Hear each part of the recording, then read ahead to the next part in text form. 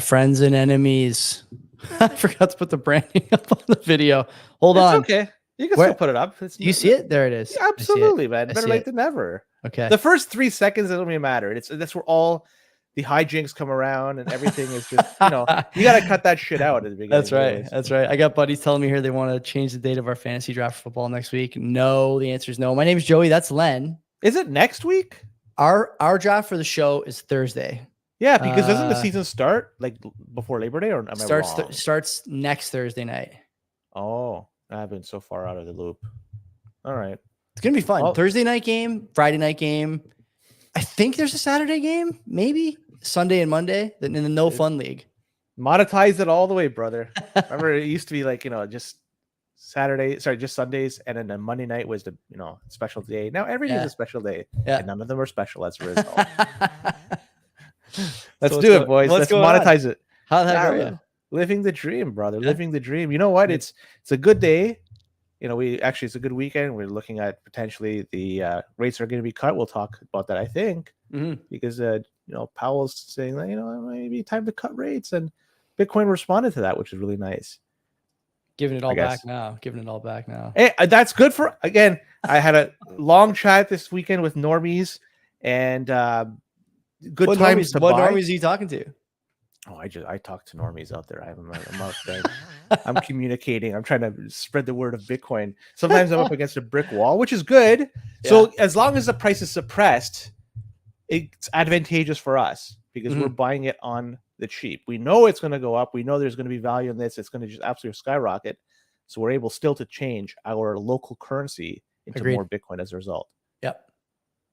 Can't beat that. I'm okay. The price is whatever. It's it goes up, it goes down. It's in and out. No problem for me. We haven't been yet banned. That's the one thing, right? No, thankfully, yeah. Okay, that's good. Telegram on the out here. Maybe we'll talk about that tonight too. I'm not sure, but we may as well start with the sponsors. Easy DNS, best place for you to procure a domain, port a domain, anything to do with domain name services, name servers. Mark is your guy.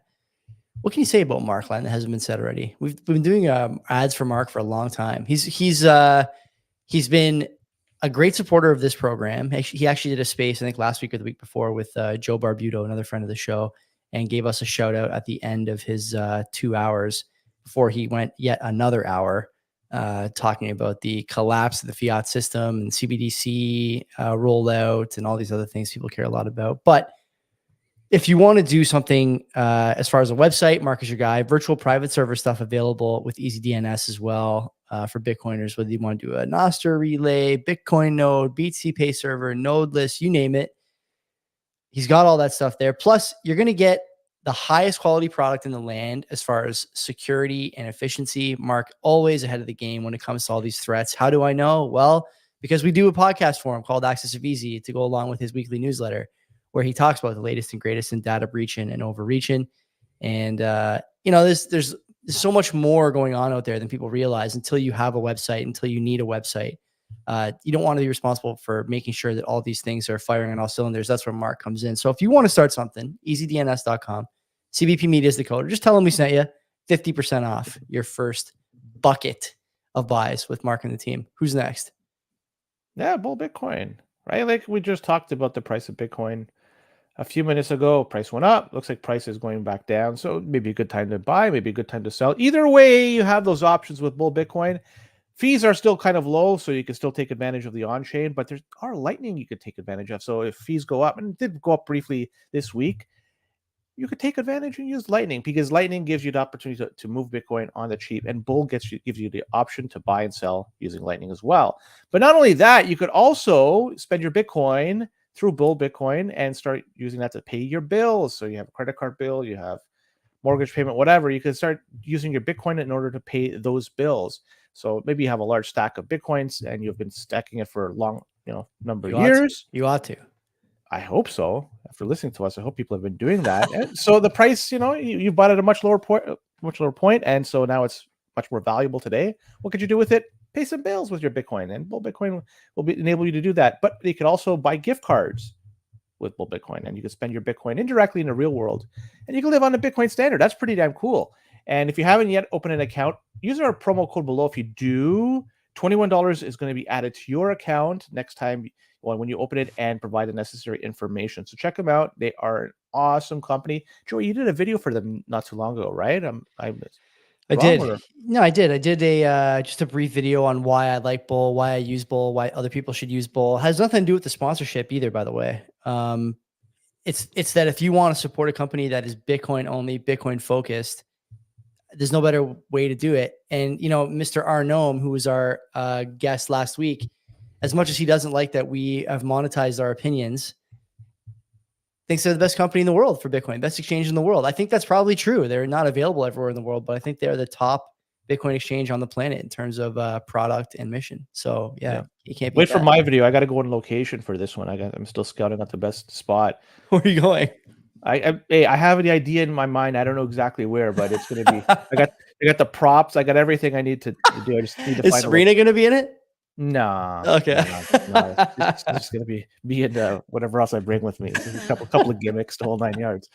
We got one more sponsor though, Joey, right? Yeah. Decentral Tech, the best in the business. I was outside with my dog before this, trying to think of a clever tag like we have for the other two sponsors. I got to come up with one for these guys at some point, but this is the kind of place you go to if you want to do a little mining. You want to help decentralize, as the name goes, the hash rate into your basement. Do some mining that your wife will not be too upset with, will not bankrupt you. You support the network, point your hash rate to a pool that makes sense for you, one that you support, one that's not really, what would you say, Len? One that's on the up and up, maybe not one of these ones who does some suspect activities and supports certain elements of the Bitcoin network, and you know what you're getting into. Yeah. Right, yeah. Like they're upfront, they're Bitcoin focused. Yeah, and like look, if you want to, I was talking about the pool. The hardware there is second to none, and you actually see today a lot of people in my I guess in my timeline. Maybe it's the algorithm feeding me this because I've been talking with Decentral on Twitter now. But there's a lot of people who want the BitAxe. A lot of people. I got to find that now. And there's a reason for that. CBP branded BitAxes. Yes. Great. Yeah. I love that. I love that. That's coming up. It's going to be a limited run. I don't think it's going to be 75 of them. 75. So so if you want to get one of these suckers, buy a couple. I'm going to buy some for my friends and family for like Christmas gifts. I think that'd be pretty cool. I have a limit order of buying 75 of them. Then I'm going to put them on the market this Christmas. I'm going to make a killing. Go there, buy a BitAxe, get your hashboard repaired, all that good stuff. Jonathan and the crew over there, best in class, like all our sponsors. There is no second best with our sponsors. So head over and make sure you give those guys a couple of bucks. What do you want to do next? Maybe we'll do some housekeeping here first. Sure. Last week, Mr. Arnome, another big thanks to him. I enjoyed that conversation. He seems like a very down-to-earth guy, as much as I maybe disagree with some of his takes. And it sounds like you do too. I do like how we are we on the road to influencer? Is that what I'm taking from that interview? I would think. Sorry, I would think not. I would think we're not there because I don't think we're doing the stuff that influencers should be doing. Look, are you out there touting trash? Are you out there saying one thing but doing it? Like that's right. Like, and to be honest, I'm very rarely on Twitter. Yeah. Right. So like, if anything, I'm the anti-influencer. I just come on here talk shit about Bitcoin. I think we're like we're just talking to each other the same way we were so many years ago at my kitchen table. I don't think we're influencers, but I did appreciate his feedback and viewpoints. It's always good to talk to an OG like that. He's been around a long time and he's seen a lot. And so the white blood cell response from the OG crowd is something that is valuable in Bitcoin and will become, I think, more valuable as time goes on. Even if I don't agree with everything, losing it is also not an option. So that was a great show. What? That was a dynamite show, and we got a lot of feedback from that. In terms of the boosts, we got a ton, and some of them even make the cut in terms of comments about the show. We'll definitely go through them. And then the other note is, there's two other notes. I did the Karadza Your Life, Your Terms show last Friday. Absolutely. No, 2 Fridays ago, I guess. It was released on Friday. Is that true? Was it 2 Fridays ago I did it? I forget now. I was so high on caffeine. Yeah, because the last one I invited you to come out to Mystic, and you said you couldn't do it. So so it was probably 2 Fridays ago. So it was a really good show. Young Aiden has been dropping clips here and there. The one that just came out before the show was about me saying that if you can't squat 225, if you don't own a home, and if you don't have a kid, maybe voting shouldn't be something that you're entitled to do.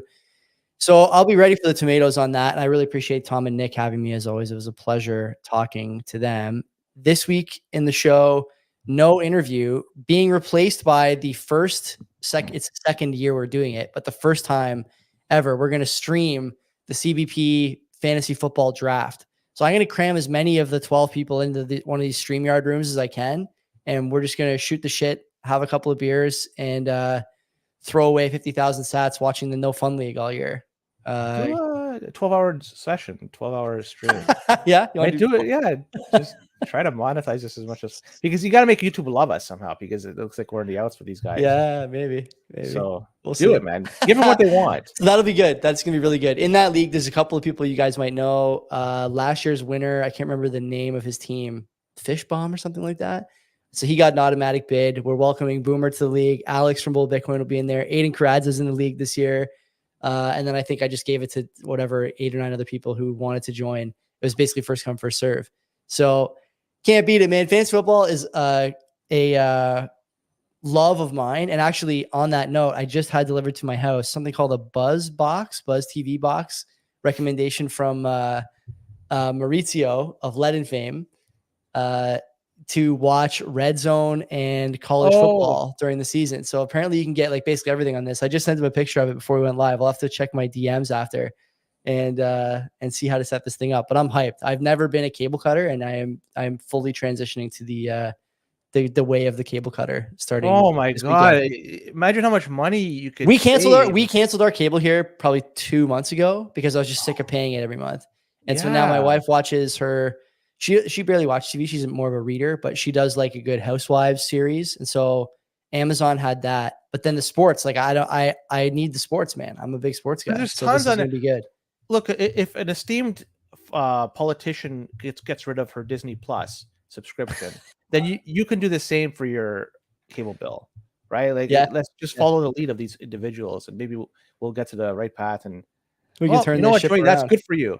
Good for you. That's because I was trying to get you to do that a long time ago. I'll post the review video of Buzz TV. Anyway, it was pretty cheap too. It was only like $140, I think. And it's, as far as I can tell, it's like the best one. I thought it was going to be like at least a couple $100, but I grabbed it yesterday afternoon off Amazon, and it showed up here about 20 minutes ago. So there you go. Yeah. Plug it in now while I talk about the boost, Joey. And let's do it. Let's do it right after. So we're getting a ton of boosts for some reason. And so Anonymous, 2,100 sats. And I wish we put a name associated with this, because Anonymous, I don't know who the heck wrote this, but talks about Mr. Arnome. And he writes, man, this guest, what a soapbox prick. If it wasn't for these influencers, then I wouldn't have gone on down the rabbit hole as much as I have. Just because I can't run a node yet and use Liquid when the fees are high. Bitcoin is for everyone, not just high-tech nerds like 2011. He is what kept Bitcoin from having mass adoption. Amazing he doesn't chastise me for having a hot wallet for 2% of my stack. And no wonder my peers still think us Bitcoiners are weird. Haha. So yeah, he didn't really enjoy that. And well, take what he says with a grain of salt, but there is a lot of truth to it, I would say, especially with the ability to run a node, verify your transactions, don't expose your Bitcoin to hot wallets, much of it. Yeah. I like his idea about having a time, you time lock your Bitcoin. Did you mess around with that wallet, Len, by the way, Liana wallet after the show? I haven't. I kind of started. I'm going to continue this week maybe and see, throw a little bit on there and see if I like it. It looks kind of cool. I did appreciate that tip from him. So I also appreciate that boost. That boost is very nice. And I got a lot of similar feedback from people, both whom I know very well and people who I barely know at all. So I appreciate that. I know Len does as well. Anonymous, again, 2,100 sats. Again, I want to thank you for the sats. I don't know who you are, though. Going to promote Fountain over YouTube for following you guys, as I'm sure it's a matter of time before the CBP, they come out for you for the CBP and get you banned. Because on YouTube, we'll talk about it later on, but it looks like there's some action going on over there. And yeah, thanks for the sats, because it's definitely going to help us out. And yeah, listen to us on Fountain. It's not live, unfortunately, but still you can listen to us the very next day and give us a boostergram like you did. So thank you. I see Boomer, speaking of which, messaging in from many different platforms where no one can see his comment. I see them, Boomer, but no one else can see on the Rumble. The Bird, the Blank. Interesting name. 5,000 sats. Mr. Arnome, while I don't agree with a lot of his political views, He is an exemplary example of principles over preference. Would love to hear him on a show again someday. It's always good and refreshing to hear people like that. Send him some splits for the show. So yeah, I'll send him the half of this, and yeah, away you go. Absolutely. So he's yeah, I'd welcome love to bring him anytime, on by the again. way. Whether we disagree with him or agree with him, he's welcome anytime. How many times have we said, Len, the guests we want are the guys who like dig in, have opinions, they're well thought out, they can defend them. And, you know, that's the kind of guests you want to talk to, right? We talk to guys in the traditional finance space who don't agree with Bitcoin, but, you know, have good thoughts on a lot of other stuff that we may agree with or can have dialogue on. This is no different. It's a good show. I'd love to do it again. But I agree with a lot of what he says, to be honest. Oh, same. Quite a bit. There was a lot more agreement last week than disagreement, for sure, between the three of us. Rod Palmer, 10,000 sats. Hey, maple syrup guzzlers, come join the intellectual Silk Road. I hope we're already there. I think I might be on the road. Yeah, I don't know. Gotta find out. Last we but not least, we have North Star Welds service. Yeah. 1,200, 345 sats. 12,000. 1,200, 345. That's like Freeland trying to read the debt number. Remember that? So this guy, North Star Weld Service, he's been writing in to us the last few weeks, giving us a ton of sats, and I appreciate God bless him. that. Yeah. Here's my contribution to the CBP jet. We're not buying one, by the way. Please give me a PO box. Don't rule it out. No. If it's going to be a toy one, please give me a PO box for a generous donation to Feces for Mental Health. Never say Bitcoiners are selfish with their resources. By the way, school will be starting soon, so please return the Tupperware container. We'll send prepaid shipping labels. Who the heck stole the Tupperware? That's a good note. I like that. But yeah, like CBP jet is not happening. We'll mean that, but we won't mean it into existence. There's no way I'm going to be on the same level as people like what was that clown, Mark Cuban? So yeah. No, he's got two private jets. Word zero. He's got a couple. Yeah, he's not worried about the climate when he's flying private. I'll tell you that. Anyways, let's get rolling. What do you want to talk about? 17 minutes? That's long enough. Let's get started. Well, same thing like last week. You talked about that Esso thing because it's hot off the heels of that Port Colborne Esso story, the Esso gas station that was accepting Bitcoin. We now have it revealed on Twitter that Canada's first liquor store is now accepting Bitcoin as payment. And this is Jack Lonsdale's liquor store located at 1433 Lonsdale Avenue, North Vancouver, BC. So nice. Nowhere anywhere close to us. And we, I guess, owe some thanks to the people at Coinos for this because they were able to help make this a reality. Once again, for this one, I don't know what is going to be their MO moving forward, if they're going to be hodling the Bitcoin like the people at the Esso were doing or have mentioned they're doing. But I do hope that they understand the requirements on their end if they do start selling their Bitcoin that they've collected from these purchases, because in Canada, if there is a capital tax that's applicable to Bitcoin when you sell it. So I hope that they understand it, but not just them, but also the people that go there to spend their Bitcoin. So if you're going to be spending it there, just be very careful. Make sure you document everything, because if it's on chain and there's tied to KYC and you don't report this to CRA, there's going to be some recourse down the road. And we don't know, if you're going to fly under the radar, but if you don't, it's going to be tough moving forward. So I suggest for this is not financial advice, of course, but seek out an accountant or reach out to CRA, get some information. But either way, with respect to the story, this is more of a slowly then suddenly moment. Now we're having another business that's offering to sell their goods in Bitcoin. And this, I suspect, is going to happen more frequently moving forward. Is it going to be widely available? We're going to get a bunch of things in the next little while. Probably. Are people going to start spending their Bitcoin? Probably not. People, I think, want to hold on to their Bitcoin more than anything. But at least the option's available. And it shows that it is a medium of exchange, that you could use it as money, like we talked about with Mr. Arnome, where sailors saying it's not money. Well, it is money. Look at this. Another example. It is fucking money. So I'm not sure if you want to add anything more to this thing. What's there to say? Cole, like I said last week, crushing it. I was actually just cutting up the shorts from last week's show today. And so there's a few of them scheduled over the next, week or so. And one of them is about Cole doing this great work in the sort of broader community to get people onboarded with Bitcoin via Coinos. Now we just got to make these guys, happy that they spent the time, right? Go patronize these businesses with Bitcoin, spend and replace, all that good stuff. Like Len mentioned, do some bookkeeping along the way. But Len, it's going to be a lot more of these guys as things roll forward here. We got, I think, some pretty solid price action coming our way over the next 12 months, 24 months, something like that. I expect that this will continue. More people will want to do this. I think tradespeople are great candidates for this. Small business owners like this liquor store guy. And by the way, Len, it's going to be a lot of independent retailers able to sell liquor here in Ontario pretty soon as well, or beer here in Ontario pretty soon. Why not get them too? Maybe I'll start cruising around Dundas with, I'll get Cole to come by. We'll do a Dundas tour. Try and get some vendors on Did we board. lose you, Joey? No, I'm good. I'm here. Okay, I stuttered for a second there. Maybe it's my link or yours. Either way. So, not sure if you noticed, but other people did notice this past week that on the Bitcoin network, the fees jumped substantially for a very brief period of time. And we've been in this single sats per VByte territory for quite some time. So, for people that don't understand, moving around Bitcoin, at least for the past little while, has been cheap. You could do it for less than $1 for the most part. And the fees unexpectedly jumped on August 22nd. And mempools all over the world were showing transactions that were coming in around a 4-figure number of the sats per VByte. And that's basically a lot more money to move your Bitcoin during that particular period of time. So, but that jump in fees was temporary. It was just a very short period of time. So, and apparently this could be attributed to something called the Babylon Bitcoin staking. That's what I saw. Yeah. Yeah. And I've never heard of that before. And I've not heard of it since. I'm pretty sure this might be what's caused it, but still, it's just a blip on the radar. But what this is, I can't believe we'll talk about it just very, very briefly, because I guess people are wondering why the fuck this caused the price of Bitcoin to jump, at least the transaction fees to jump temporarily.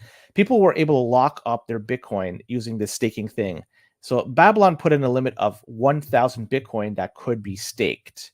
So shitcoiners all over were jumping over each other, trying to get in and have their Bitcoin staked. So they were competing against each other to try to make sure that within the 1,000 Bitcoin that you could stake, that they're part of that. So they were raising their transaction fees to make sure that they were included. So the staking doesn't give more Bitcoin. Let's be honest, that this is not anything to do with Bitcoin. It's simply you're giving somebody your Bitcoin, they keep the keys, and they enable you to gain more shitcoins. And what could go wrong through all this, Joey? Nothing. We've never seen this before. This has never happened. This is innovative, wouldn't you say? Absolutely. This is one of a kind, and certainly to take advantage. Fuck that. This whole exercise does prove that fees can easily jump. And right now, we're still very lucky that fees are cheap. Very, very cheap. So transacting Bitcoin, moving it from place to place is really, really cheap. So it's a good opportunity. If you haven't yet done so, consolidate your UTXOs while they still are cheap. There will be a point in time, maybe not next month, maybe not next year or next decade, but it will eventually happen that fees will be high, and you will be kicking yourself if you have not consolidated your UTXOs right now. Do it. Do yourself a favor. Fucking do it. If you need help, I'll show you the fucking way. It's very, very simple, but simply do it while the fees are cheap. Yeah, Sparrow lets you do it very, very easily. There's probably other wallets that let you do it pretty easily too, but Sparrow's one I'm most familiar with. I don't understand why people are sending Bitcoin to staking services and things like this. What am I missing here? Like, I thought we were maturing as an ecosystem. I look at the ETH BTC ratio. It's like all-time lows every day. I see the bankless guys tweeting out that they don't think the economics of Ethereum are going to work long-term all of a sudden. Like, what? The bankless thing? I know. Hoffman tweeted out the other day that he's like, where's the interest going to come from in this? Like, how are we can't just have people gambling on shitcoins. Like, okay, man, like we've been saying this to you for fucking 5 years at this point. You didn't want to listen. Instead, you started a podcast about it. And now your whole personality rides on this. I don't understand why people are looking into staking and whatnot still. There is no, in my opinion anyway, there's no demand for DeFi in these like secondary networks or non-Bitcoin tokens or whatever. Instead, where the demand is, like we talked about before, would be like Bitcoin collateralized loans. Is that ideal in terms of parking your Bitcoin with someone else? No, but at least you can use it for something, IRL, meat space type stuff, right? This other, network staking thing. Why? Who's asking for that? Who's asking for that? There was demand for it because fees spiked. Not going to say that there's a lot of. Is it manufactured demand? Like, we can only take 1,000 Bitcoin. I actually read it was 100 transactions, not even 1,000 Bitcoin. Maybe I misread that. But Joey, it's that's all crazy. manufactured, because when Yeah. you're talking about generating yield from something, that's generated. That's an individual coding something and figuring out a way to move money around. So people buying in are the liquidity for people coming out. It is funny in the chat, Narwhal, rug pull incoming, Muslim Bitcoiner staking is the most fiat garbage I've ever heard. Everyone knows it. So this is why when people say to the guy who sent us the first boost, the anonymous guy, well, I do agree that the delivery from Mr. Arnome, could use a little bit more honey instead of, vinegar. Fine. The reason he has that delivery is because of stuff like this, right? Like he's seen this a million times over and over again. People are getting ripped off, scammed, conned by people, Bizarro World, Len and Joey, who are doing a show or a space or whatever, talking about yield and returns on your Bitcoin. It's damn near the Elon Musk send me one, get two back YouTube scam. And we'll see what happens with this stuff, Len. I don't know much about the company who did this. I think it was ARK, maybe. Was it ARK?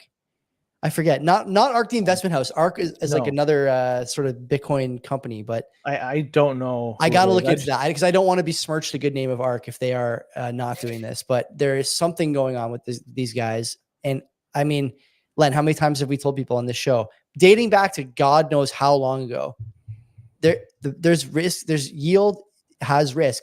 And we were sponsored by Ledin for a long time. And even then, okay, although those guys stayed afloat, although those guys did all the right things, and although arguably they, their risk management practices were a lot better, very sound, in fact, there's even risk there. If you really wanted to do this, there are ways to do it that are not quick. Hurry up and pay $1,000 per transaction to get your thing in the next block because we have a limit on how much we're taking. There are reputable places that will do this for you, that will help you take that risk if you want it. In my opinion, it's still too much of a risk. But this is not the place I would be taking it if I was a Bitcoiner. That's the thing I don't understand. That's probably maybe the most puzzling part about the entire thing. People think they're going to get their Bitcoin back. Why? Like, I don't understand. Like everything, you think everything's just a golden ticket? Like it's insane to me this is still happening. I 100% agree. When you give up your keys, you've said it there, there's risk to that. You don't have custody of your keys, somebody else does, regardless if it's in some sort of smart contract or where the fuck it is. Still, there's inherent risk that you may not get it back. Yeah. You're willing to do with that, all the more power to you. But let's be honest, what are you going to get in the end is just fucking garbage. Narwhal, great tweet in the comments here too. More money has been lost chasing yield than at the point of a gun. Yeah, it's hard for me to dispute that. I don't know. Oh no. Either way. I don't know. Yeah.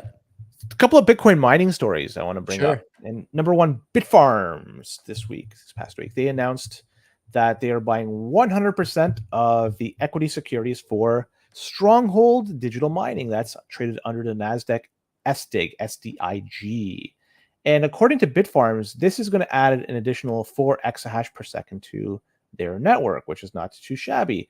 The transaction value is approximately 125 million US in equity, plus the assumption of debt valued at approximately 50 million US. Cool. 200 mil said, yeah. So we talked a lot in the past while about consolidation in this space. And here we go. This is another one that is now being gobbled up by another company. So Stronghold is interesting in its own right because it does own and operate 2 power plants in Pennsylvania. Yes. One with 25 megawatts. Sorry, one with 85 megawatts of generation capacity, and another with 80. So 85 and 80 megawatts for each of the 2 plants. So that's not too bad. So this is the play for, I guess, the pure Bitcoin miners. I think it's somehow they got to pick up some other way to create or generate their own electricity and use that to mine Bitcoin. Simply relying on electricity from the grid and using that to mine Bitcoin, there is an element of risk with that. And I think Bitfarms is trying to do what they can to get around that. And at the very least, they're going to be having 2 places to generate electricity. But still, in the end, let's be honest, it's $125 million US in equity, but there's debt here of 50 million. So this company is Stronghold Digital, just like all Bitcoin miners, it seems. They're just laden with debt and they just tack on more debt. That's just the way things go with these companies. So there you go. Bitfarms, it may not be truly just a relying on the grid. They're doing their own thing and generating their own energy moving forward, at least for this particular thing. So go back and listen to the interview I did with Jeff Lucas from June, I think, maybe late May, early June, whatever. He hinted at this transaction, and I didn't whatever. We were just talking about M&A in the space, and he was saying that this stuff was, and he hinted at it and just said, we can't talk about much right now, but there is some stuff going on in the M&A space for sure in Bitcoin mining, and we want to be a part of it. This, they had this on the burner, which is great. Is this a Ben Gagnon front to back transaction, or did he finish this one off for the last CEO? Any idea? I don't even have it. I don't know how long it takes. I don't know. And I haven't seen Ben talking about it either, so I'm not sure. Yeah. Either way, they've done it. So it's consolidation is taking place, and expect more moving forward. So this is not going to be the last one we're going to see like this. Do you think that Bitfarms is a long-term acquirer or target? I mean, they have the Riot stuff going on. Where does that put them in the ecosystem? You know better than me, I think. Yeah. So I lost you for a sec. So Rhodium Enterprises. Rhodium. Have you heard of them? No. Okay. So yeah, it's a company that they've been mining Bitcoin. These folks have been trying to go public back in 2022. So they've been around the block, but they pulled the rug on that one at the very last minute. So they didn't go. They were trying to do a reverse SPAC. Or was it? Is it a SPAC or reverse? Whatever the fuck it is. Either way. Can't do a reverse SPAC would just be giving money back. No, so it'd be a SPAC. Sorry. Yeah.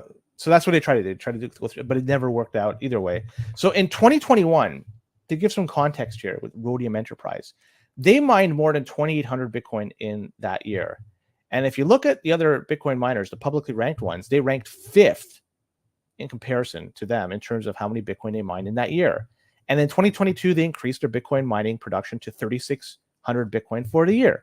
So clearly they're a decent sized company trying to go public. This isn't just some mom and pop small pick that just sprung up overnight. These guys were mining Bitcoin, a lot of it, and aspired to go public at one particular moment in time. But a couple of weeks ago, it was leaked that they were having issues with paying back their loans. And this was as the loans that were due in July of this year. And if you look at the debts that they have, they raised almost 80 million of the debt, and that was to expand their operations. And I believe this is the debt that's causing them problems. So to make matters worse, they were also relying on hosting services for mining.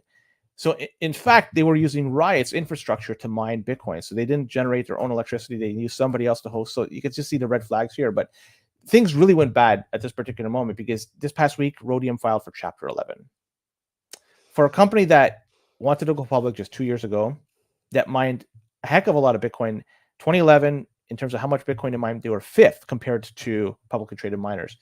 Well, another one bites the dust. And how they will emerge after Chapter 11 is anybody's guess. But if I were to bet on a particular outcome, it's probably going to be consolidation. They might be gobbled up by another company in the next little while. But just another example, if you don't generate your own electricity, in the long run, you're going to be screwed. Rhodium is a weird name for a Bitcoin mining company. You know what Rhodium is? It's an element? Yeah, but do you know what it's like famous for? No. It's how gold is made white. So, diluting the purity. I don't know. There's a story in there somewhere, but I don't have it handy here. I mean, the question I asked you before we're getting disconnected there for a second. This M&A, where is Bitfarms? I know we're talking about Rhodium, but they're done. MIA, they're DOA, I should say now. When you think about Bitfarms, are they an acquirer or are they a target long term? They have the Riot stuff going on, new CEO in place. Where do you put them in the hierarchy? You know better than me on that front. Where would you? If I were to guess, a lot of these are just going to be targeted for purchase. By who? Somebody that's much bigger than them that wants to get into space and also has the ability to move. Not a Bitcoin miner though, right? Probably not. Okay, that's where I wanted to go with this. I agree with you on that. I think. Yeah, I think that a company that has the ability, has energy that's just not being used. So rather than buy up equipment from Bitmain, retail cost for brand new equipment, they can get something cheaper. That's used. They just simply move it from A to B and continue mining. I'm guessing that's what would happen, but I could be wrong. I think you're right. I think you're right. It's gonna be interesting to see. And like these companies, like you mentioned there, like it's such a cutthroat business in terms of the economics. And I think it's going to be cutthroat in terms of the financing and availability of public support and all these different things too over the next, as the epoch kind of unfolds here a little bit. We're still really early. The halving was only 6 months ago. It was in March, right? So April. 5 months ago, like we're really not that far along. And I think you're going to see a lot more companies kind of, there'll be some It was soft almost parts 4 months dangling to on the the day. beach. Yeah, we're close. I know we're close. Like This is it's actually, by the way, like the sort of last, I don't know what you call this, last stretch of sort of flat price action you would expect following a halving. You're going to start seeing activity most of the time here, off a cycle low and after a halving. Those times are going to be pretty close to each other this time around. So I think like sort of separate from mining, I think people who are not stacking during these like choppy times, I just don't know why the hell not. Honestly, it blows me away. There's a lot more to it this time around because you have these mechanisms that you could buy Bitcoin using traditional markets. Like you could get the ETFs. Oh, sure. Should Right. still drive price though. Should still drive price. One way or another. I mean, as Yeah. the market, then you have also GBTC. When they start selling, which they did, I think they're down like in terms of the total amount. They got almost nothing left. Yeah.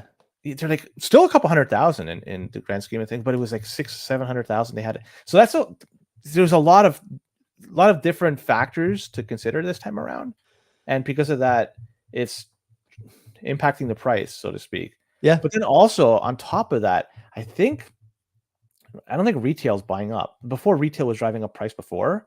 I don't think retail is doing it as much this time around. What makes you say that? Well, now with the ETFs, and you see pension plans buying in, you see JP Morgan. So you think it's people holding IBIT and the other ETFs really moving price now as opposed to the pleb stackers there, the DCAers?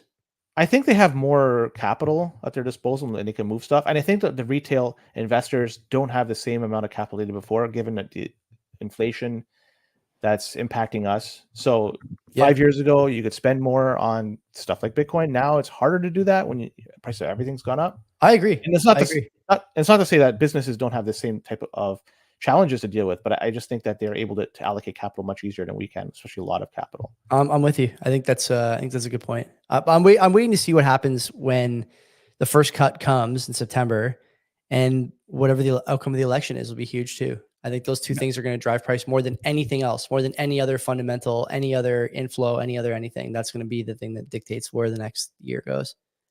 Mount Gox, I forgot about that. Boomer mentioned that. It's another one that's driving. Yeah, they're still selling. Yeah. Yeah.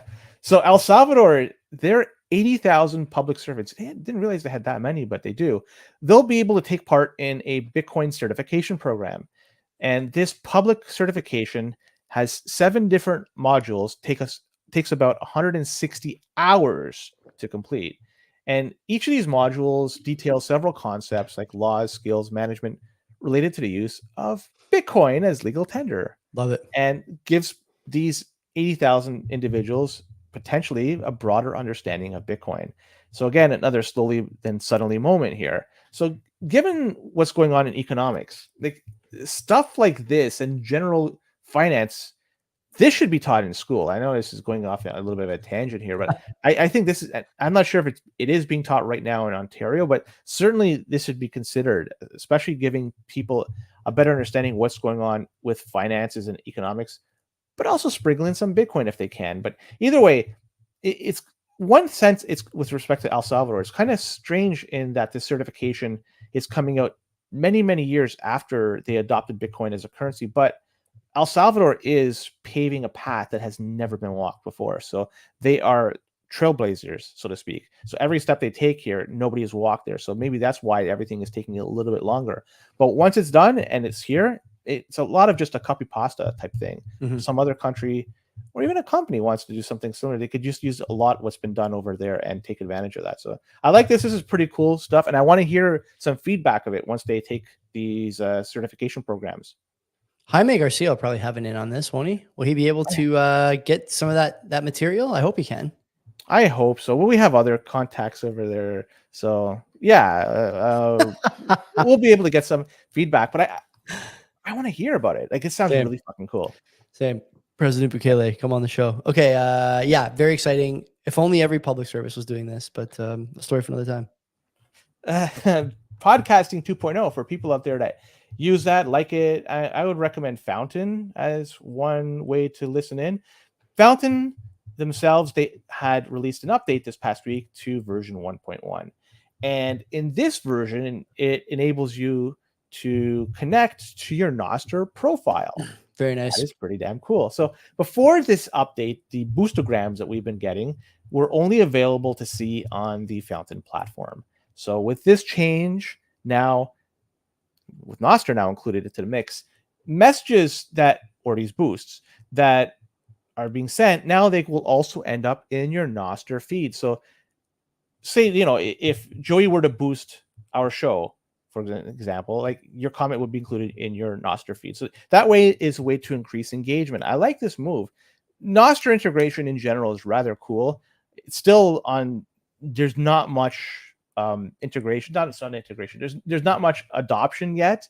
If you compare Nostr to X, it's night and day in terms of the amount of users using it. But still, I like this. This is another move that's showing off that there's a lot of possibilities that you could do with Nostr. So if you are a podcasting 2.0 user, I suggest check out Fountain. And if you are doing that, another thing I suggest is link that up with your Nostr profile. You might get a lot more engagement with any boost you send out, not just to our show, but to any of them. So check it out.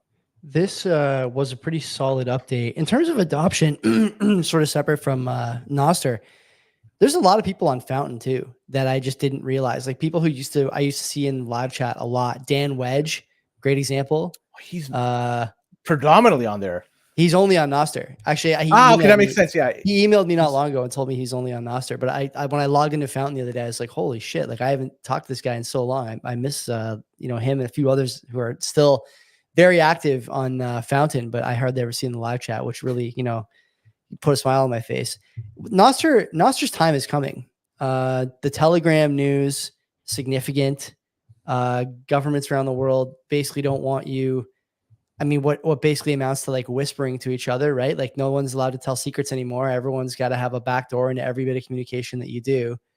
Nostr's time is coming because there's no CEO to pick up in France for Nostr. The Nostr CEO is not, sacrificing his OPSEC for some Instagram thought pussy like the Telegram guy decided to do over the weekend, and had that girl posting literally every move they were making, and he got nabbed by the French authorities and now faces 20 years in jail. I hope that was worth it, buddy, because that's going to cost you big time. Talk about breaking frame, a story for another podcast. But anyway, good to see that Fountain's adding Nostr. If they integrate it, some other places integrate it, Len, we'll be better off. I got to spend more time on Nostr. I have Damus on my phone, or Damus, whatever the pronunciation is. Primal's a good one too. Is it? Yeah. How's that one? Better than Damus? I hear that I don't want to say it's another one. I just want to say just try that out, and then you can make your own decision which is better of the two. Is on desktop, Primal is the only one that I've seen, and it works really well. Okay. On Android, so Amethyst, it works really well. I've not heard of that one. I've not heard of that one. Primal, I kind of remember from before. So there's a Primal desktop, so you can even just dip your toes in that. Yeah, check it out. Some support for that in the chat too. So Telegram, you've recently got, within the past year, a new phone, right? Yeah. And when you did that, did you not notice when you put in your Telegram app, all the chat and everying just recovered? Yeah. Like, so where's that stored? Of course it's stored. Yeah. Yeah. So like that's going to be like, and if for anybody to say like, wow, like this is mind blowing, I can't believe this happened. Come on, you just do that. The mind blowing thing isn't that they're storing the data, though. The mind blowing thing is that they picked the guy up who, coded an app and then basically held him on 12 charges that amount to you're not moderating everything everyone says on your app at all times. So we talk about this a lot on Axis of Easy, and that Europe is putting this in play. Yeah. And this type of scenario, I don't think I'm going to see Elon Musk fly anywhere near Europe. No. And this is going to apply. it applies for anybody that's running a platform like this. Friend of the show, Preston Burnland, who we had on a year or two ago, a lawyer, basically saying today, he has a great blog post on this I recommend people read, but basically saying the long and short is, if you are a software engineer and any of your stuff is showing up in any of these apps, you can't travel to Europe. You have to get your people out of Europe and all into the United States yesterday. And don't wait any longer, because these guys are they're relentless. They don't care about anything except power. There's no doubt about it. It's all there is to it. 100%. And so when you look at alternatives to Telegram, anybody out there that uses Signal, if you ever reinstall Signal, you'll notice that none of your chat history is there, which is interesting. What is there though is it does store your contacts. Yeah. So something is stored. It's not storing it. It's sending it from the device you've used to verify your account. Ah, okay, there we go. Yeah. So there is. I'm on the GitHub right now, so I'm on the Linux version of it, the Signal desktop. So you can analyze the code if you want to see how everything is operating. And this type of model I prefer. Is there's less that's being hidden. It's more transparent, and you could verify that they're not sending anything to the mothership, at least stuff that shouldn't be sent to the mothership. Telegram does that, so definitely look at other alternatives.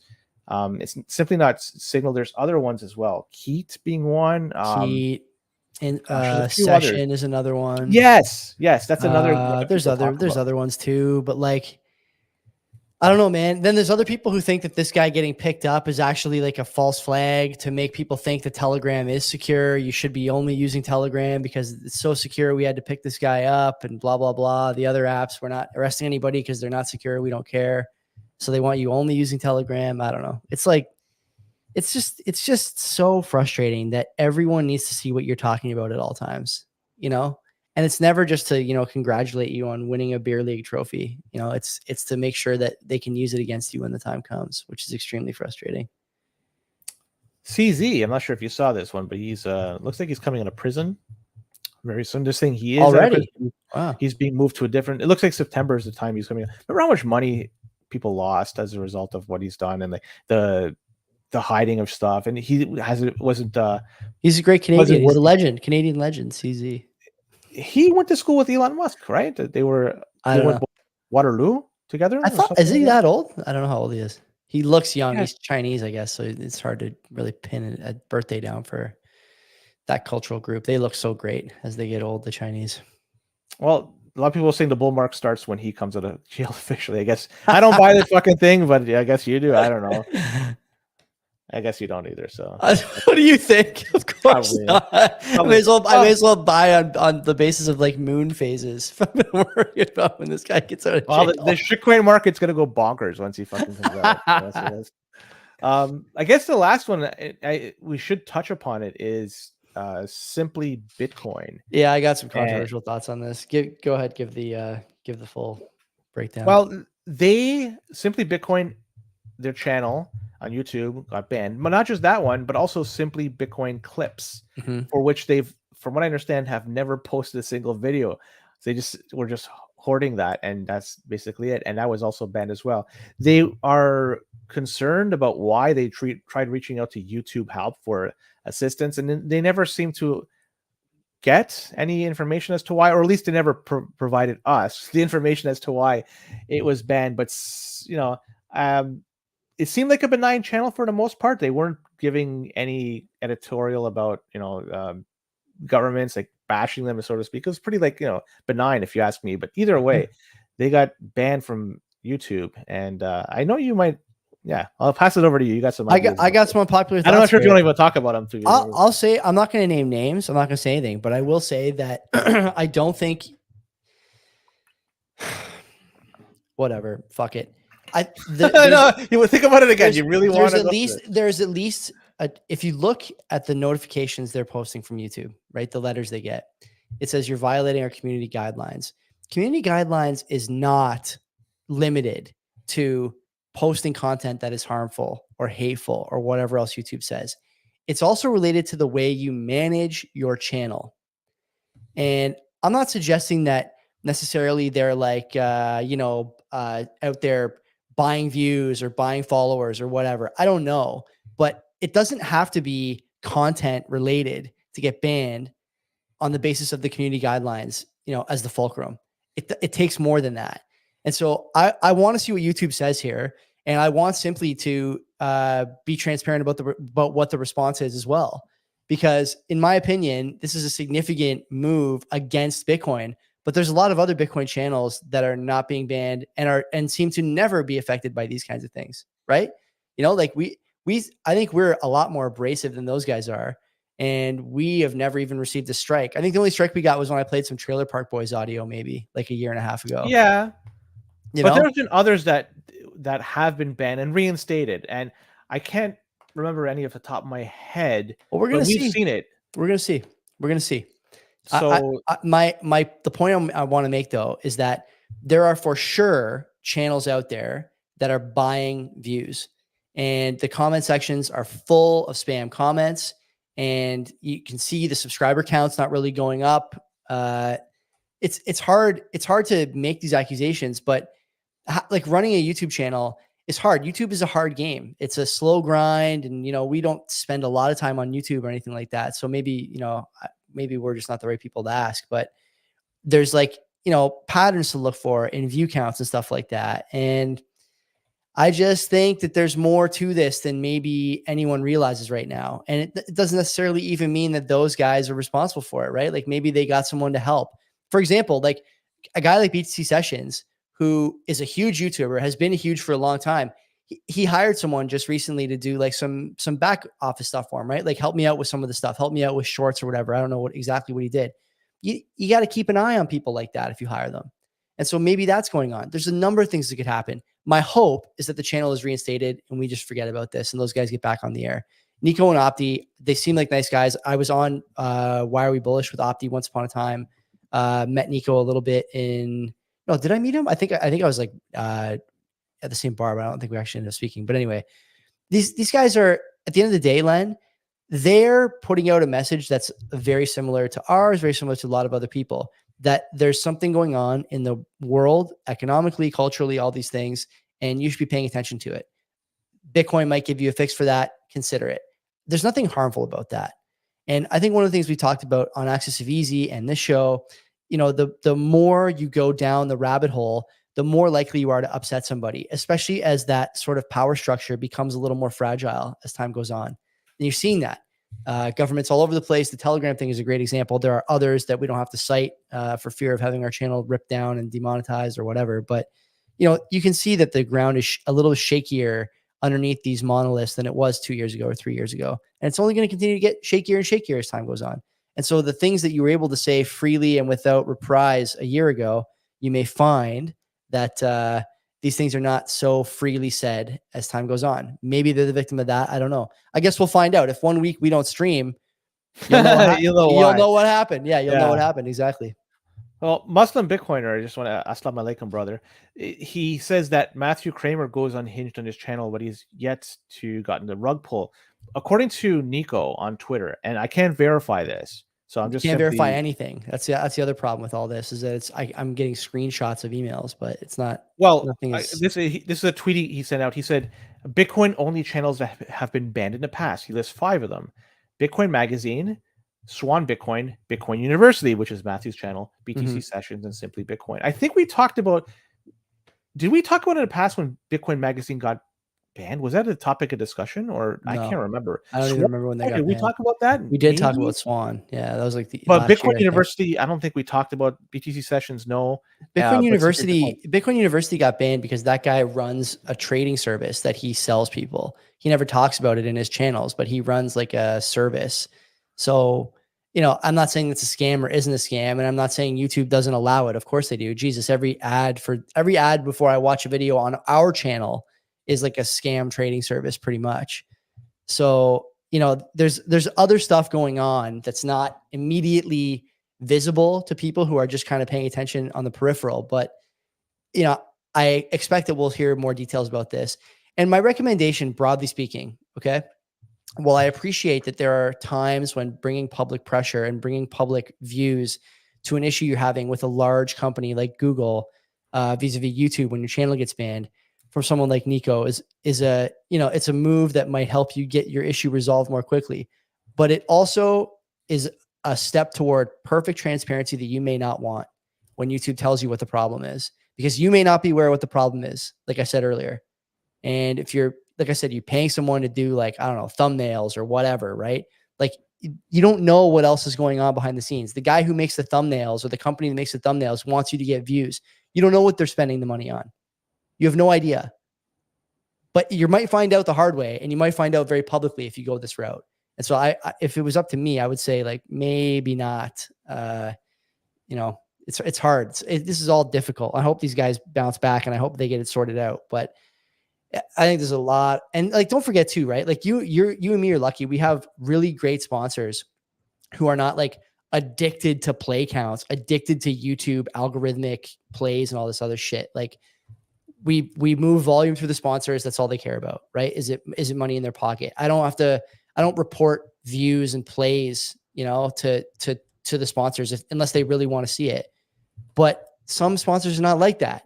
And that's another problem, right? Like if you're relying on this stuff, to our Noam's point, maybe you find yourself trying to get some help and you just don't know what kind of help you're getting until something like this happens. So I just think that this is there's more going on here. YouTube is extremely cutthroat. You are competing against a bunch of 20-year-old girls showing their ass and tits for eyes in the 20 to 35 male range. You got to play hardball. And sometimes hardball means there's a little bit of stuff going on the fringes. And like I said, I'm not necessarily saying that these guys know about it, but it could still be happening, especially if they're paying for outside help. And so I want to see how this ends up. That's it for the Bitcoin related stuff. Send it. God bless everyone. Come back for the second half of the audio tomorrow. If you're on video, stay right here. We're not going anywhere. And I'm not paying anyone to make the thumbnail unless it's my wife. So don't worry about any fake views or comments on our videos. And don't be a cock. 56. Is that a sign from God? Okay, where do you want to start with the notables? Okay, this is something it triggered you when this news came out, so I'm sure you're gonna want to fucking go on a tangent here. Okay. The unrealized tax gains. Right? Oh my goodness! Incredibly, that from was Kamala last Sutra. Week. From Vice President Harris. So I can't believe this. This is so long ago. It seemed like it's last month. Ancient history at this point. In the past week, right? So according to Yahoo News, for anybody out there that's been living under a rock, this would be an annual tax on the static wealth of households worth more than $100 million. So this tax would be a minimum of 25% of their combined income and unrealized capital gains. And they're dubbing this as a quote unquote wealth tax. So they're going after the ultra rich, the wealthy. Oh boy, these guys. Essentially, they're taxing somebody that made a good bet years ago and didn't sell. I'm looking like at real estate, for instance, and maybe even stocks, right? Like you buy something a very long time ago and you hold on to it and you just watch it run up. And well, either way, $100 million now could easily be reduced to a lower number in the future. It could be brought down to say $1 million, and it would capture a lot of people that are homeowners. And also keep a note that every year the value of the US dollar is going down. If their target is 2%, sometimes they miss it quite a bit. So that 100 million, it's very, very far away right now, but maybe one day it won't be very far away. We'll all be captured under it. But either way, you see this, and I'm wondering how much time before unrealized income tax is going to have to be included into this.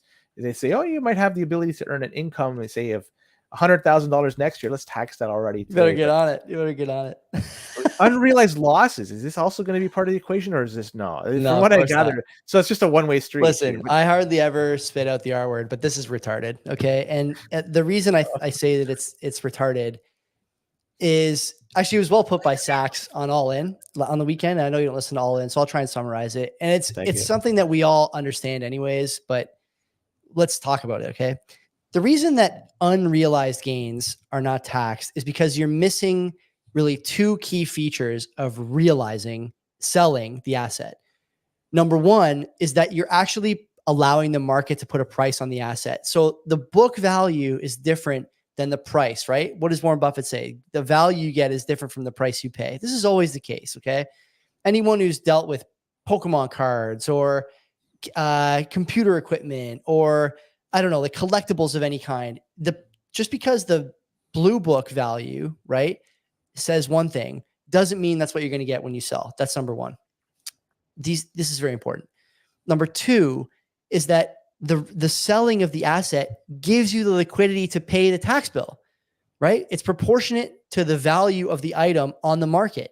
So when you sell something for $100,000, if the tax bill is 25% and you made 50 grand, you pay the 25% out of the 50 grand and you're done with it.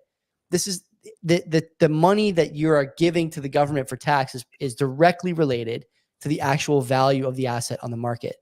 Without these two things, you can't properly value and can't fairly tax any asset. It just doesn't work. And I know there's a lot of people out there who are saying, "Wow, actually, what you're seeing here is actually a tax on the extra, really super rich, $100 million net worth." You know what Elizabeth Warren said last week after they came out with this proposal? Why me? No, should be 50 million. Should be 50 million, not 100 million. She wanted to cut it. She wanted to cut it in half on day one.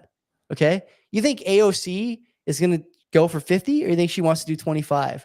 You know? And what about Zero Wealth Waltz over there on the VP ticket? Guy doesn't have a fucking Pokemon card to his name or a house or a stock.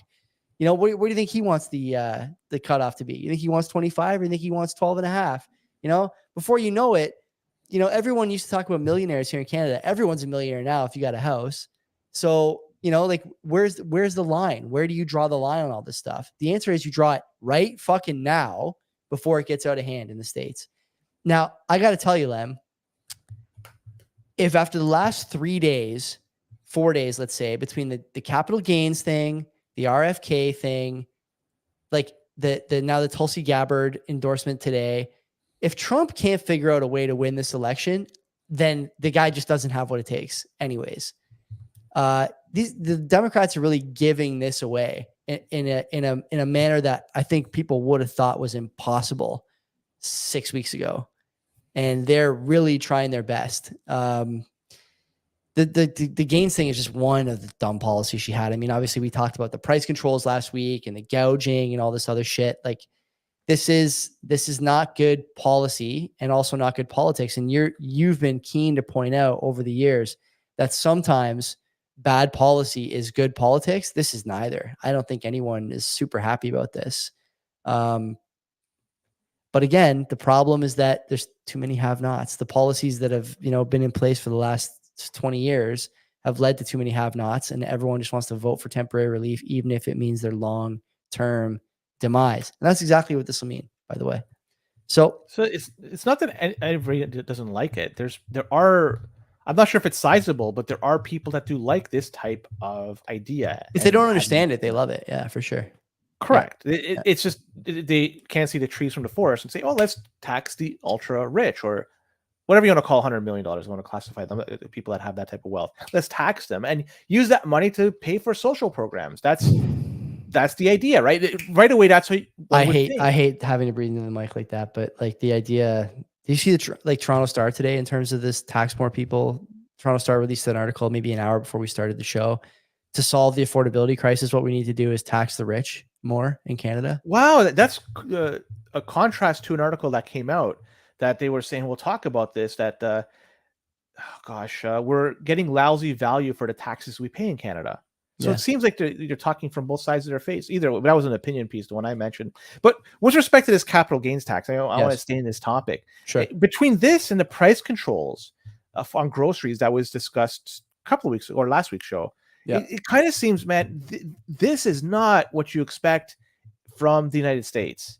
These type of initiatives, these type of policies, this is, I don't want to say Soviet Union level stuff, but you know what I mean? Like it's kind of akin to that. Not the United States, man. You got to let capitalism fucking reign supreme and let the market figure things out, not force prices to go lower on groceries and not force people that made wealth just because they're holding on to something and tax them to the point where they're going to have to sell that asset.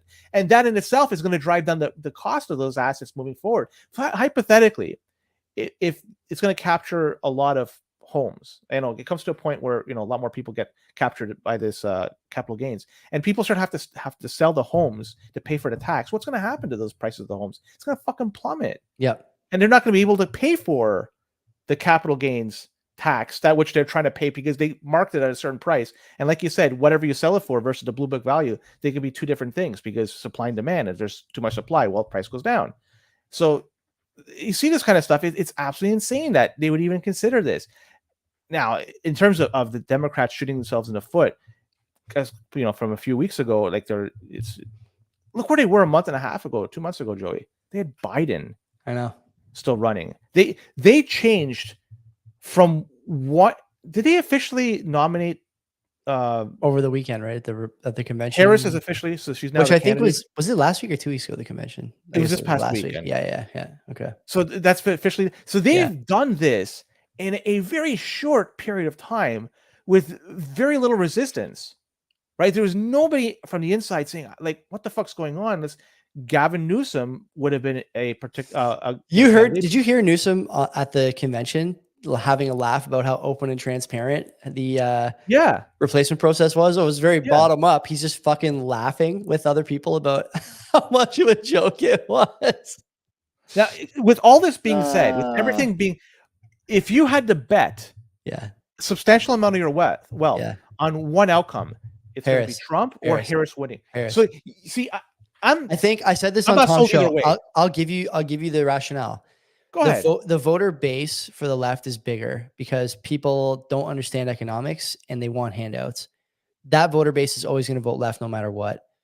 The voter base for the right is a little more difficult to pin down. It sort of changes election to election. Sometimes it's on the back of a social issue like abortion. Other times it's on the back of a cultural wedge like war overseas or something like that.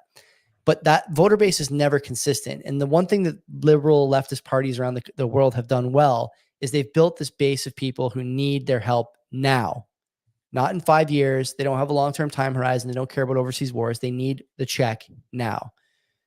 That means that when it comes time to cheat and win, which both parties do, there's a lot less cheating to be done on one side to get the outcome that you want.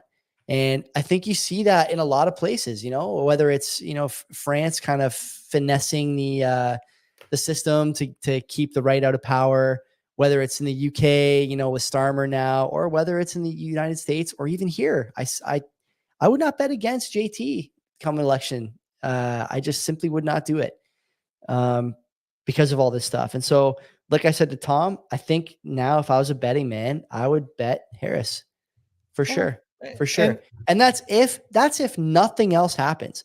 That's if there's no lockdown, there's no weird, casual, like mass casualty event. Yeah. You're basing it on what you see today. Yeah. Right. And so I would say I'd bet on Harris for sure. And I'm kind of with you. I can't say for certain that she's going to win, but I'm not going to say that Trump is going to win. I'm kind of 50-50 on who's going to win. And even with this being said, so a couple of months ago, I'm not sure exactly when it took place, but we had Biden that had a horrendous debate with Trump. Then he decided either pushed or decided to leave. Either way, he stepped aside. And now they crowned Harris as their candidate. And this happened all in a very short period of time. All the campaigning that was done up until the point where Harris was nominated, it's lost, right? Like you can't go back in time and have Harris campaign the same way Biden did. So they're doing catch up. And still with all that, you're saying that they're going to win.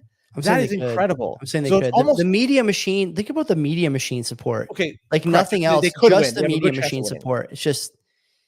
It's unbelievable the way they talk about like the joy of the campaign and how she's, bringing back positive vibes to the White House and she's going to fix American politics. And like the idea that she's talking about how prices are too high and she's going to fix them. You're there now. I mean, I'm not the only person saying this. Everyone with half a brain is saying this, but the thing is no one in the media is saying it. And so I just don't know, a lot of people still watch this stuff. I just had dinner with my family yesterday. My family's full of successful people. And all of them think that Trump would be a disaster for America, as if he didn't already have 4 years, and as if we already weren't living in year 4 of Harris. It's unbelievable. It's year 4 of Biden and then Harris underneath. How much, Len? You saw Biden at the debate. How much Biden is really in those policy positions? And I don't know how much influence she had. Fucking more than him, probably. Be my guess. I can't say. And I want to see deterioration over. I think to the credit of a lot of people who are doubting Trump. Even yesterday, like people in my family want to see that first debate, which, by the way, Harris now says she wants to be able to have notes with her, review notes during the debate instead of just going raw dog. Like, come on, man. These people aren't serious leaders. They're not serious leaders.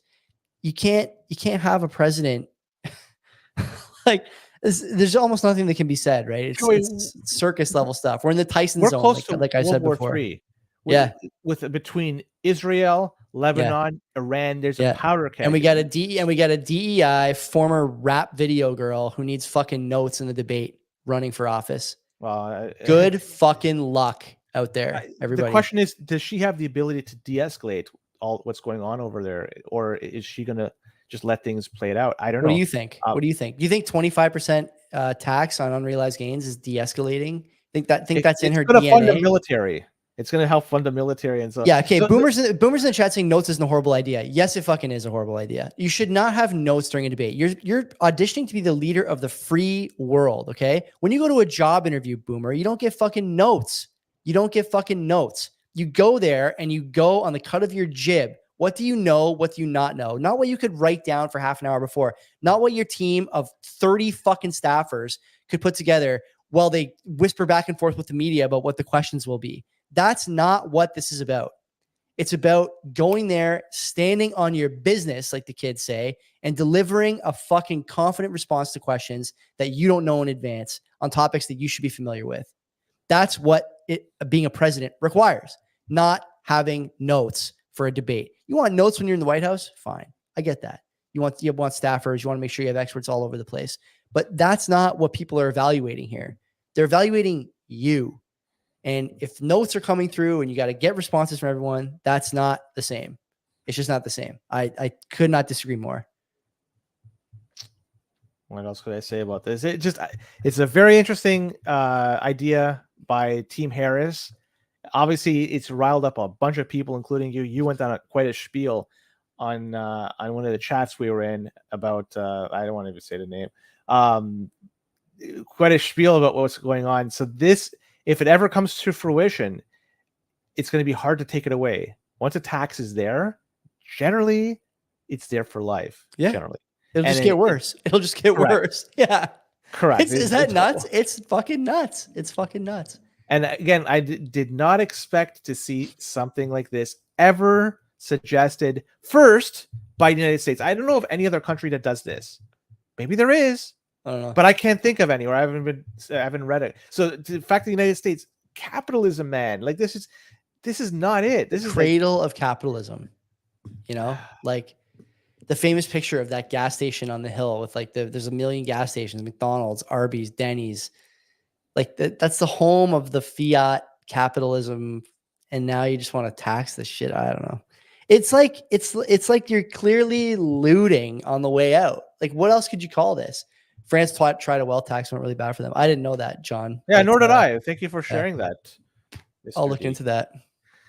Okay, so that's mandible stuff. We could talk about more mandible stuff. Okay, sure. See, according to research by Citizens Advice, people in the United Kingdom are worried. Sorry, by who?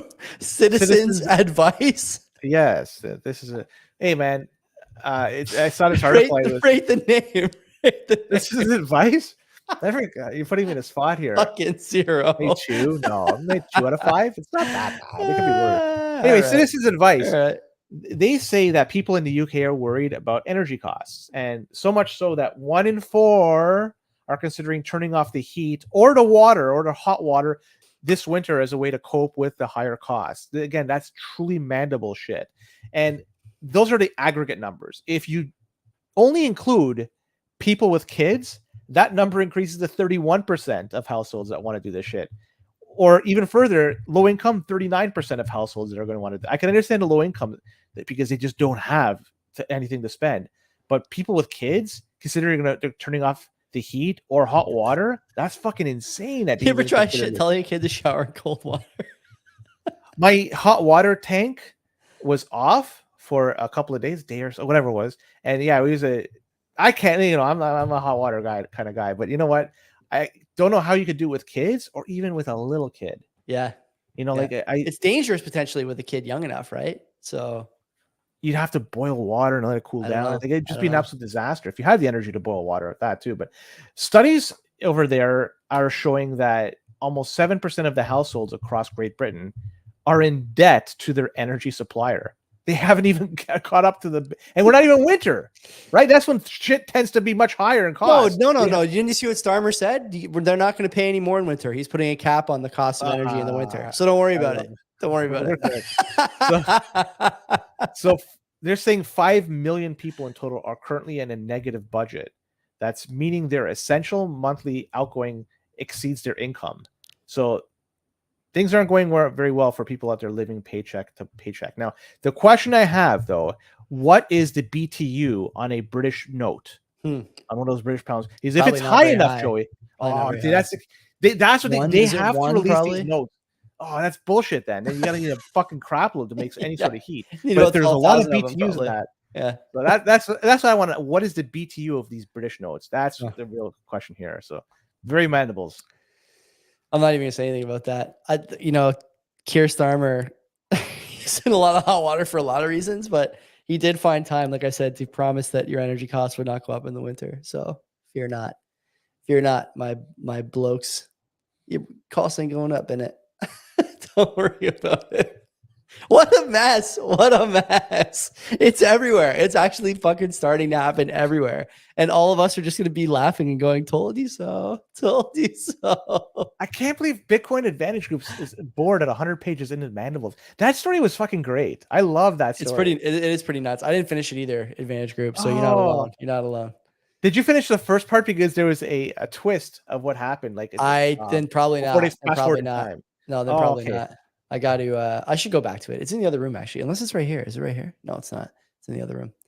I thoroughly enjoy it. Anyways, let's talk about something else that triggered you.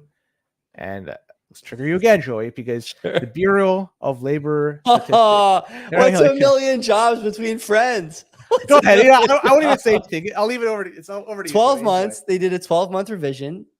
Down 800 and something thousand jobs. 818,000. Yeah, over the last 12 months. So all this Bidenomics, the data driven, we're data dependent is all made up. It's all bullshit.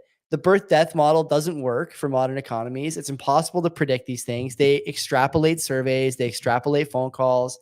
They try and, take templates that work for one firm and put them on other firms in terms of how many jobs they had. They don't use payroll data. It's just fake. It's all fake. And it's fake because all the way through, Powell was saying how great things were. And now all of a sudden at Jackson Hole, where you're supposed to be nondescript, only once really in history has Jackson Hole been either hawkish or dovish outright. That was 2 years ago when he said they're staying higher for longer. How'd that go? Not that great. And now they're coming back down with the rates because of this, right? They're focused on unemployment, the first half of their dual mandate. What else is there to say? Anyone who tells you that these guys are data driven is just like an idiot at this point. Data is just a way to sell the result that the government needs and to try and place it nicely into a clean narrative so people don't think that they're losing control. But clearly, yet again, what was Federal Reserve? Late to the party with the raises, and here they are now, late to the party with the cuts. Here's the question: 50 in September or 25 in September? I'm gonna guess 25. I could be way wrong, but Nikki Leaks says that Powell wants 50 and just has to convince the rest of the committee. Give me a second, sir. I'm having some audio issues here.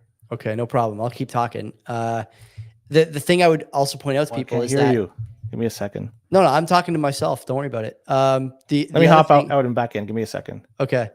Can everyone else hear me? I hope everyone can hear me. Anyway, so the thing I would also point out is that when Powell says he doesn't want to be political, what does he mean? What he means is I don't want to cut near the election. I never bought that to begin with. Trump has been very clear that he doesn't want the Federal Reserve to have the amount of power they have, and he wants more influence on the policy positions these guys take in terms of the rates. So to me, I think he always wanted something like this to be able to cut near the election and give Biden a little bit of a boost, which is another reason why I would not bet against Kamala Sutra come November, because I just don't think that anyone is ready for the lengths that the state will go to make sure that things stay status quo. We don't get the disruptor in chief back for 4 more years. It's funny, like the Federal Reserve has this dual mandate everyone talks about. But what are they really looking at, right? They talk a lot about how they don't look at the S&P. I guess they probably don't, because the S&P is close to an all-time high. Bitcoin's close to an all-time high. You had all these things ripping during a high rate environment. And now, what have you come back to? You've come back to the time where you have to cut, and you're cutting into highs in every asset class, basically. Yeah. Boomer in the chat, the jobs data was off by more than the population of 5 states. That's fucking nuts. It's fucking nuts. So they do this every time. Like it's not like this is a Department of Downward Revisions, right? That's what we call them. Yeah, because it's so applicable to this. But I don't know, man. Like this is fucked up. And yeah. I guess that's it for the notable side. You want to go to Canada? Sure. Go up north? Yeah. So yeah, the very top, I'll be brief on this. And I mentioned it, the opinion piece from the Toronto Star saying, quote, "We're getting lousy value for the taxes we pay in Canada," end quote. So the Toronto Star, right? Like we talk about the Star, we've mentioned the Star quite a bit. And the fact that stock check. Do you want it? I don't want to do that. No, it's fine. The fact that they would just do this opinion piece and publish it means something, that either they believe it or they're just trying to gaslight people, or there's got to be some reason. But I would never have expected this to come from the Toronto Star. Why? I think, well, they're not going to bite the hand that feeds them. Yeah. And if they're doing this, they are in one way biting the hand that feeds them. So why would they do this? I don't know. It seems like it's a turning over a new page, and we might have a different way of reporting moving forward. Probably not, but maybe. I don't know. I doubt it. I think that they're like you and I, just people who pay taxes and need services from time to time. And when they need the services, they don't get them. And so, yeah, it's frustrating, of course. Why wouldn't you be frustrated with that, right? You'd be furious, I think. And those guys are probably feeling the same way. And by the way, they're also under a constant barrage from everyone and their brother and their mother and their father and their sister about how they're taking money from the government in terms of tax revenue. So maybe it's just a facade of sorts, like, hey, we're one of you too. Take it easy on us. We don't think we're getting good value. It could be anything, right? But it's overall, the problem with allocation of tax dollars is not something the Toronto Star can fix with an editorial. It's got to be fixed at the highest levels. And I don't think, Len, that it is a fixable problem in Canada or the US or basically anywhere else at this point. The ship is too far gone. So we'll see. See that Canada's inflation numbers fell to 2.5%. Perfect. For the month of July. Let's get another cut. Send it. That's the lowest since March 2021. And that's right. It's probably going to lead to yet another cut. We've already had two, I believe two, each 25 basis points. So we are ahead of the curve with respect to the United States in terms of getting to whatever number they want to get to. So what's going to happen in September? Probably at another cut. Will it be 25, 50? Who the heck knows? But they're now in a process of cutting rates and doing it every so often, almost you could say aggressively lowering rates. Now, keep in mind, it's 2.5%. We're going to get one for August very, very soon. But until then, the House, I think, goes into session. I got to check the schedule before the August numbers come out. Yeah, I think so too. The last time we had something this low, the finance minister was out there, and she was glowing in terms of what was being reported. The same policies are working. Everything's working. Exactly that. They're going to point to this and say, look, we've done the right course. We've corrected high inflation. Now it's back down to 2.5%. And it's within the distance of where they want to achieve it to be. And so they're going to use that as a talking point, as a way to say, look, we're the people that can do the job. We've done it now. We'll continue to do it. And moving forward, we'll get even better for you. So regardless of what happens for the August numbers, they're going to pin their hats on this. And if August comes in at low numbers as well, they're going to use that as well as another talking point. For sure. They're going to cut twice more before the end of the year, at least. And I think that there's a lot of what's the word I'm looking for? Distrust is not the word. There's a lack of enchantment, let's say, in the NDP and Liberal alliance at the moment, it seems to me. And Mr. Singh was in the media, I think 2 or 3 days ago, with a bag of apples that he said was a bag of potatoes, but talking about how expensive they were.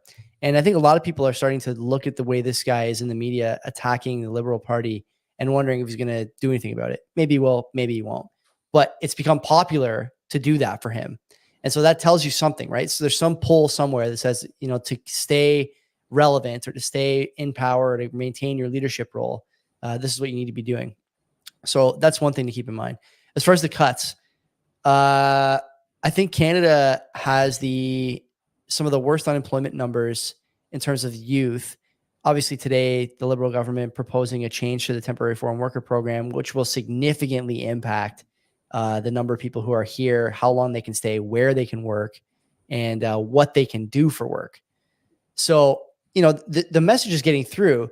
I think in terms of like the cuts and whatnot, is this political for us now? I think the latest we can go before an election is October, right? Or September next year. What month is it? It's October next year. Okay. 2025. Yeah. So if we go another year, we get rates down to 3%, 2.5%, let's say. People are feeling, better about things, presumably at that point. I don't know how long this will take to work itself through the market, but it's a lagged effect, just like the changes to the to the temporary foreign workers. They may put a date of September they want to start it, but it's a lagged effect. It will take a year or two before it's noticeable. The same thing with the rate change. So political or not, the rate cuts? Of course it's very political. Yeah, I think so too. Here and in the States, right? Guys who run the central bank both saying that they don't want to be political, but they're anything but at this point, worried about the optics.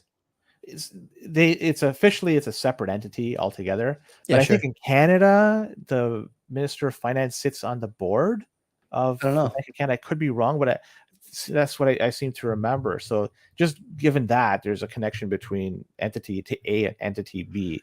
So it's hard to say that it's truly separate. It's funny, Boomer is saying there's going to be an impulse wave of inflation. I think that's possible. Like when you get cuts, people will feel the wealth effect. And by the way, the wealth effect used to be when the value of your home went up or something like that. You felt more wealthy and spent more money. Now I think the wealth effect, Len, actually comes from Twitter and Facebook and Instagram. The cuts are here. Don't worry. Things are going to get easier. Go spend that money you wanted to spend. Don't worry too much about it. The lagging effect of those cuts, in terms of the harm they're trying to stave off, yeah, that'll still lag, but I don't think that the spending and the wealth effect has to wait necessarily as long as it did in the past. He's talking about what happened in the 1970s and that they lowered rates too soon. They did. Yeah, they did. Yeah. I think what's happening now is very much different then. I think there was still, it was still very much like very recently cutting from the gold standard. Now we're so far away from it. Yeah. The consumer debt was a lot lower then too. Oh, it's right there. Yeah. Personal consumption debt's an all-time high from Narwhal there. Yeah. I mean, it's a different situation, but the mistake is the same. It's just going to be amplified now. It is. So, but that's what everything is. Every action by these banks and by governments, it's just a way to try to fix something that's there, and it's applying a force on something. Yeah. And sometimes you do it and it works, but other times you could do it, but then you have to apply more force and more force. Eventually, you don't have the ability to put any more force, and then whatever you're holding back, that energy now has to be expended the other way, and you're just going to get absolutely obliterated in the process. So the banks, they have the ability to do certain things, but they up to a point. And unfortunately, we're going to feel that we're going to be part of the collateral damage. The Bitcoin price is going to absolutely fucking rip in the next year. I really think it is.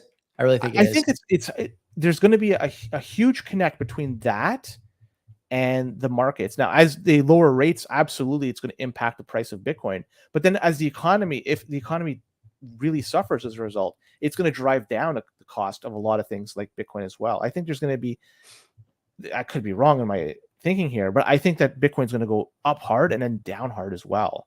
And it's happened all the time, but eventually it's going to stop happening. But remember, we're only 15 years into this. Yeah. Still really new. It's $1 trillion asset, and it's been done in a very short period of time. It's worth more than how many more currencies? I think it's only top 7 10. or 8 currencies. Top 10. Yeah. That's incredible that it's been done. And it's all like free market. There's been no manipulation by governments or a central bank or whatever. It's all just basically somebody wants to buy. What's the price you're selling it? I'll buy it. And that's how it's being dictated. It's incredible we got to this point. Safe consumption. Let's talk about that, Joey. Oh God, I love this one. You're on fire today. These are hand picked for me. Yeah, I know you like this one. So the Yeah. safe consumption sites in Ontario, a bunch of them, about 10 or so, from what I understand. 5 in Toronto, 1 in Ottawa, Kitchener, Thunder Bay, Hamilton, and Guelph. So those are the 10. Yeah. They're going to be closed because there's these new rules in place that dictate you can't have these consumption sites within a 200-meter radius of schools and or children care centers. Heaven forbid. Yeah. Heaven forbid. This seems rather reasonable to me. I mean, I wouldn't want, and I'm not trying to just put, make light of this or put down anybody, but somebody that could be perceived to be a junkie near kids. Yeah. That just doesn't make any sense to me. Yeah, and I wouldn't want anybody to be influenced by anybody that's high on any type of drug or maybe going through withdrawal or anything along those lines. So there's a lot that could go wrong with this by having them so close. I can't believe they were adjacent to schools and childcare centers, but hey, you know what? The risk is too great. And the reason, to answer that comment, the reason they're near schools and childcare centers is because they're often in places where those resources are needed. There's a direct correlation between something like, for example, parents with 2 or 3 jobs and drug use in a family. There's a relationship between single parents and drug use. These lower income families, oftentimes there's a relationship between that and drug use or any kind of substance use. So yeah, I get why those places are nearby. They shouldn't be, though. That's a mistake. That's a policy mistake to have those things near schools. The other thing that needs to be considered is that the severity, the effects and the severity of the effects that these drugs have on their users in the last 5 years has gone up 100x. We didn't have a fentanyl crisis the way we do now in 2020. We didn't have opioid crisis the way we do now in 2020, 2019, 2015, when these things were established, 2010 when they were established, when safe supply was really gaining momentum and traction. Safe supply, the wayside ethos is that safe supply has to be a step on the way to abstinence. I agree with that personally. And obviously I do work for an agency that has that as their mantra. But the problem with the safe supply people is that they think safe supply is the end. Getting people on the safe supply and then, hopefully telling them to put a resume together while they're absolutely fucking in orbit on government coke or government heroin or government meth. It doesn't work. Okay. I don't even want to work on my resume when I'm playing fucking video games. What do you think that these people are like when they're, when they're heading up on their SpaceX to save the guys that Boeing left in orbit there? This is not the population you want around kids, period, end of story. And the suggestion remains the same. Okay. The suggestion is, if you want these things near schools, open one near your kid's school. Then I don't want it near mine. If you want it in a neighborhood, do it in your fucking neighborhood. I don't want it in mine. These people need help. They need help in a place where if something goes sideways, there's very little collateral damage or harm done to a community or to a group of people, especially vulnerable people like children.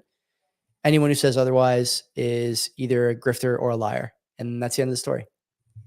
We should go back and see why people are addicted to these drugs. I think some of it has to deal with the doctors themselves prescribing for sure some of these. For sure. I'm not going to say in totality, but there's got to be some element of the overall. The healthcare system here doesn't reward fixes. It rewards Band-Aids. Great term. Yeah. Took it right out of my mouth. That's perfect. Yeah. Have you ever taken Tylenol 3? You must have through your life, right? I've had a couple of pretty good surgeries where I've been recommended T3 or where I've been prescribed T3. There's another pretty strong painkiller you get, Percocet. Yeah. I've taken Percocet once. I took it when I had my ACL surgery. The first night was like absolutely brutal once the pain wore off. But the side effects of the Percocet were worse. I couldn't sleep. I was sweating.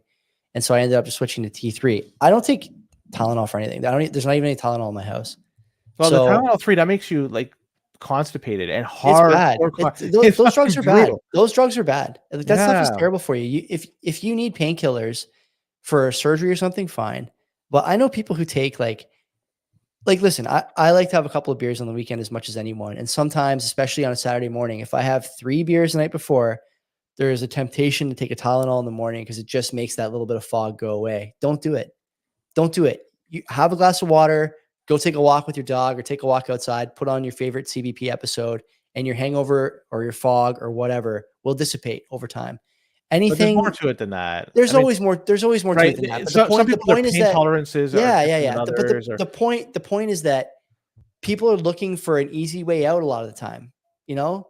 And I'm not saying that's everybody, but you can't tell me that there's not people in your life. I know for sure there's people in mine who take alcohol or drugs as a way to escape the sort of pains of everyday life. yeah, Like sure. and that's where it starts, right? And doctors enable that in a way, and it's not necessarily the doctor's fault, but we become an assembly line Medicare system here that barely works. It's hanging on by a thread. And so these doctors are trying their best to just keep people tame for the time being until they can see a specialist, see a surgeon, see a whatever. But man, like, heaven forbid you have one of these problems where you need an opioid. It's just, or an opiate. Like it is so risky taking I'm an just opiate for surprised. any I mean, period of time. I could be talking out of my ass here, but I'm surprised THC isn't offered as an alternative, because something like that for. Are you a THC guy? No. Okay, so I'm not either, but you're right. I mean, but why it's not offered as an alternative. No, I don't know why. But school me. I think it's because it's not easy to make money off of THC the way it is to make money off Okay, of I didn't patented realize. medicines, right? Medicines. I mean, maybe you're right. There. I'm That's just gotta be shocked what that it is. people haven't included, and I'm not just me. I'm maybe barking up the wrong tree, but like I said, everybody's pain tolerances are different. Everybody has different bodies and different pains and shit like that. Like arthritis, you name it. So, but I'm wondering, just man, if things hurt that bad, instead of taking something like Tylenol or Tylenol 3, just take some THC, Yeah, and just enjoy it. Hopefully that numbs the pain. Smoke a joint. I honestly, I'll tell you right now, I swear by like once or twice a year getting together with my buddies and just smoking a joint. I don't do drugs at all anymore. Like I'm too old and I don't party at all anymore. I'm boring, but like there's value in using natural substances from time to time. Now I'm not Yeah. one of these guys who's like, no, you can smoke dope every day. There's no harmful effects. It You cures probably everything. Like, can, and I don't know. I don't have it. I fucking doubt it. I fucking I don't doubt it. know. There's I always assume- consequences for anything that alters your mind like that. I think anyway. I don't know. Maybe I'm crazy. I but think you get used to it, maybe, and then you got to. I don't know, but either way, I mean, maybe we should just get high in my basement one time, do an episode of CBP. Be a very cottonmouth episode of just all you hear is like this.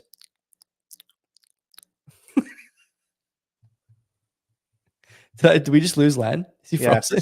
For a second. Okay. I'm back. All right. I had to take a hit. I didn't want to be on camera when I did that. The funny thing, and it's been years since if ever I do anything like that, like the next day I'm messed up. I have a hangover from fucking. That's normal. That's normal. I can't. People who say they don't, that's not a good sign. I can't function as a human being. Yeah. So the funny thing, I say people should try this, but I don't believe in what I don't do what I preach. I'm kind of a hypocrite in that. That's all right. One more mandibles thing I guess we could talk about is Sure. a railway lockout that's happening in Canada. So we have CP Rail and CN Rail. Oh, CP, I forget the new name of it. Whatever it may be. CP and CN Rail, the two biggest rail lines or road companies in Canada, simultaneously had a lockout. One of the two has been resolved. It looks like the government has forced one of the two to back to work. There's going to be also binding arbitration that's going to be coming up from what I understand.